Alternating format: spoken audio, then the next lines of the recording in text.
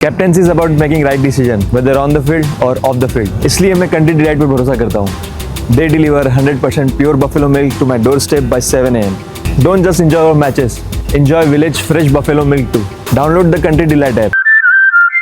మహారాష్ట్ర ఉప ముఖ్యమంత్రి ఎన్సీపీ నాయకుడు బీజేపీతో తాను కలవడాన్ని సమర్థించుకుంటూ చంద్రబాబు నాయుడు పేరు తీశాడు.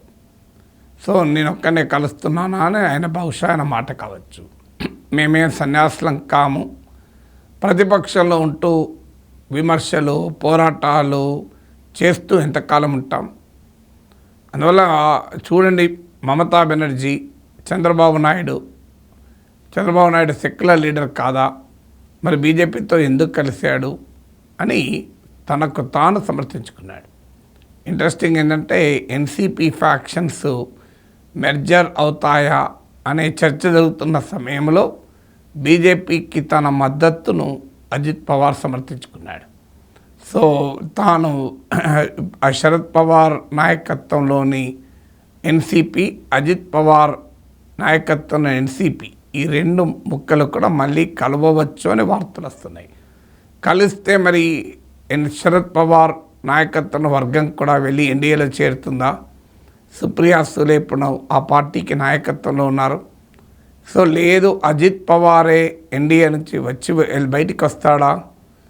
బీజేపీతో ఉన్న సంబంధాలు రెండు ఫ్యాక్షన్ల విలీనానికి అడ్డంకిగా ఉండదా? ఈ క్వశ్చన్స్ అన్నీ ఇంకా తేలాల్సి ఉంది. బట్ అజిత్ పవార్ మాత్రం ఈ సందర్భంగా బీజేపీతో కలవడాన్ని సమర్థించుకుంటూ చేసిన వ్యాఖ్యలు. ఎందుకంటే చంద్రబాబు నాయుడు బీజేపీని తీవ్రంగా విమర్శించిన సందర్భాలు ఉన్నాయి, గట్టిగా సమర్థించిన సందర్భాలు ఉన్నాయి. రెండు ఎక్స్ట్రీమ్లకు వెళ్ళిన ఉదాహరణలు ఉన్నాయి కనుక చంద్రబాబు నాయుడు ఆదర్శంగా భావిస్తున్నట్టున్నారు. ఎందుకంటే తెలుగుదేశం పార్టీ చంద్రబాబు నాయుడు నాయకత్వంలో బీఆర్ఎస్తో పొత్తు పెట్టుకుంది, వామపక్షాలతో పొత్తు పెట్టుకుంది, తెలంగాణలో కాంగ్రెస్తో పొత్తు పెట్టుకుంది. ఉమ్మడి రాష్ట్రం ఉన్నప్పుడే కేంద్రంలో యునైటెడ్ ఫ్రంట్కి చంద్రబాబు నాయుడు కన్వీనర్గా ఉన్నప్పుడు కాంగ్రెస్ వెనుక నుంచి మద్దతు ఇచ్చింది. ఎన్డీఏ 2018లో కూడా మోడీ ఫస్ట్ టర్మ్లో కలిసి ఉన్నాక మళ్ళీ విడిపోయినప్పుడు కూడా కాంగ్రెస్ పార్టీకి దగ్గరయ్యే ప్రయత్నం చేశారు. కర్ణాటక ముఖ్యమంత్రిగా కుమారస్వామి ప్రమాణ స్వీకార సమయంలో మనం చూస్తే వేదిక పైన సోనియా, రాహుల్లతో చంద్రబాబు మాట్లాడిన తీరు చూస్తే మనకు అర్థమవుతుంది. సో అలా వివిధ పార్టీలతో వివిధ సందర్భాల్లో పొత్తులు, మళ్ళీ విడిపోవడము, ఇవన్నీ చూసాం. జనసేనతో పొత్తు, మధ్యలో మళ్ళీ విడిపోవడము, మళ్ళీ పొత్తు. బీజేపీతో అయితే చాలా ఎక్స్ట్రీమ్లకు వెళ్ళారు. మోడీని విమర్శించడంలో ఎక్స్ట్రీమ్, మా సెక్యులర్ పార్టీ ఇది చారిత్రక తప్పిదం, మేము బీజేపీతో కలవడం, ఎట్టి పరిస్థితుల్లో కలవమన్నారు, మళ్ళీ కలిశారు, మళ్ళీ ధర్మ పోరాట దీక్షలు చేశారు, మళ్ళీ కలిశారు.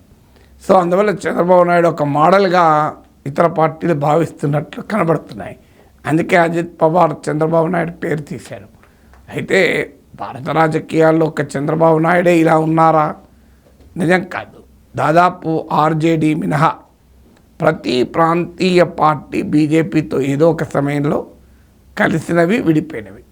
మీకు ఒకవేళ కలవకపోయినా పరోక్షంగా బీజేపీతో సంబంధాలు పెట్టుకున్నాయి.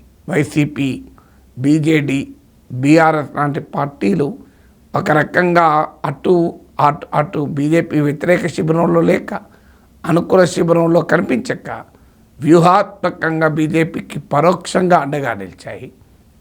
ఇక మిగతా పార్టీలు అయితే ADMK, DMK, Akali Dal, Assam Gana Parishad, Trinamool Congress, Samajwadi party, BSP, Janata Dal secular, Jananayak Janata party, national conference, PDP, ఇలా మీకు జేడీయూ, లోక్ జనశక్తి పార్టీ, ఇలా చాలా పార్టీలు పేరు చెప్పుకుంటే ఏదో ఒక సమయంలో బీజేపీతో కలిసినవి, ఇప్పటికీ కలిసి ఉన్నవి మనకు కనబడతాయి.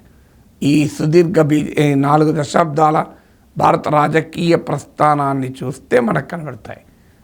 ఇప్పటి వరకు బీజేపీతో పొత్తు పెట్టుకోని పార్టీలు ఏమన్నా ఉంటే ఆర్జేడీ పొత్తు పెట్టుకోలేదు, ఆమ్ ఆద్మీ పార్టీ కూడా బీజేపీతో కలవలేదు, ఇక వామపక్షాలు ఎలాగూ బీజేపీ పట్ల సైద్ధాంతిక వ్యతిరేకత కలిగిన పార్టీలు కనుక బీజేపీతో కలవలేదు. ఇక దేశ రాజకీయాల్లో ముఖ్యంగా ప్రాంతీయ పార్టీలకు, కుటుంబ పార్టీలకు తమ రాజకీయ కుటుంబ ప్రయోజనాలే ప్రధానంగా ఉంటాయి కనుక బీజేపీ పట్ల తమ రాజకీయ అవసరాల రీత్యానే కలుస్తారు, అవసరాల రీత్యానే విడిపోతారు. ఇప్పుడు అజిత్ పవార్ చెప్పిన సిద్ధాంతం కూడా అదే. మేమేమైనా సన్యాసులమా, బీజేపీతో పొత్తు పెట్టుకుని అధికారంలోకి రావడం నేనే చేశానా, చంద్రబాబు నాయుడు చేయలేదా అంటూ వ్యాఖ్యానించడంలో ఉన్న ఉద్దేశం అది.